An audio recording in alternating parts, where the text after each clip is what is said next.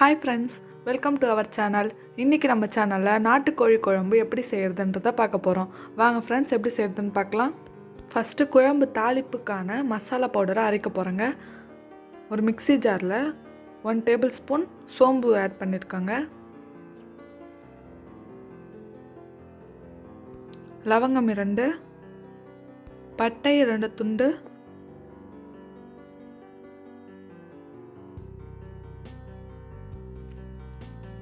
மிளகு 1 tablespoon.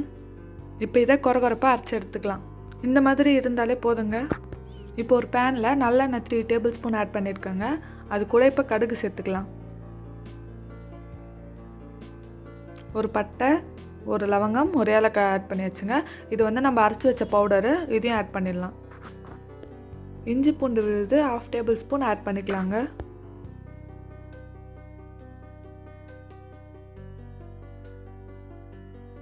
Medium size onion 2 cut பண்ணி வச்சுருக்காங்க, அதை ஆட் பண்ணிக்கலாம்.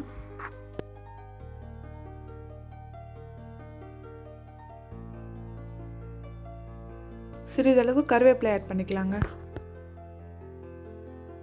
கட் பண்ணி வச்சுருக்க மீடியம் சைஸ் தக்காளி 2 ஆட் பண்ண போகிறோங்க.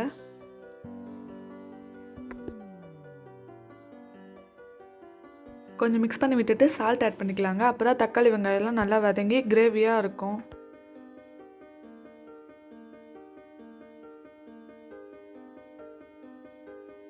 கால் கிலோ நாட்டுக்கோழி சிக்கனை குக்கரில் 1 விசில் வச்சு வேக வச்சு எடுத்து வச்சுருக்காங்க.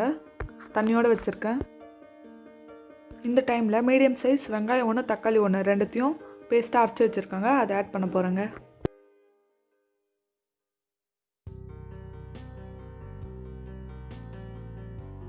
நல்லா மிக்ஸ் பண்ணி விட்டுட்டு தேவையான அளவு மஞ்சள் தூள் ஆட் பண்ணிக்கலாங்க.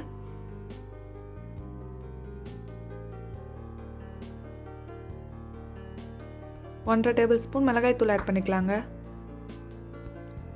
இப்போ எல்லாத்தையும் நல்லா மிக்ஸ் பண்ணி விட்டுட்டு கொஞ்ச நேரம் தண்ணி எதுவும் சேர்க்காம அப்படியே கொதிக்க வைக்க போகிறோங்க.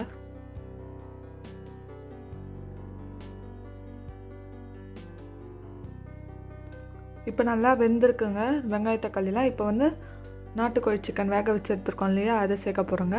அந்த தண்ணியை தாங்க சேர்க்க போகிறோம். அப்போ தான் கிரேவி நல்லா டேஸ்ட்டாக இருக்கும்.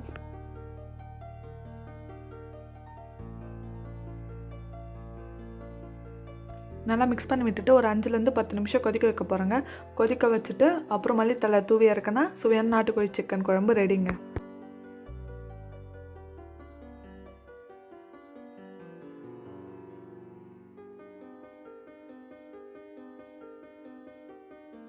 நல்லா கொதிக்குதுங்க. இப்போ ஸ்டவ் ஆஃப் பண்ணிவிட்டு மல்லித்தலை சேர்த்து சர்வ் பண்ணிடலாங்க. ரொம்பவே கலர்ஃபுல்லாக டேஸ்டான நாட்டுக்கோழி குழம்பு ரெடி ஆயிடுச்சுங்க. நம்ம சேனலை லைக் பண்ணுங்கள், கமெண்ட் பண்ணுங்கள், ஷேர் பண்ணுங்கள், மறக்காமல் சப்ஸ்கிரைப் பண்ணுங்கள் ஃப்ரெண்ட்ஸ்.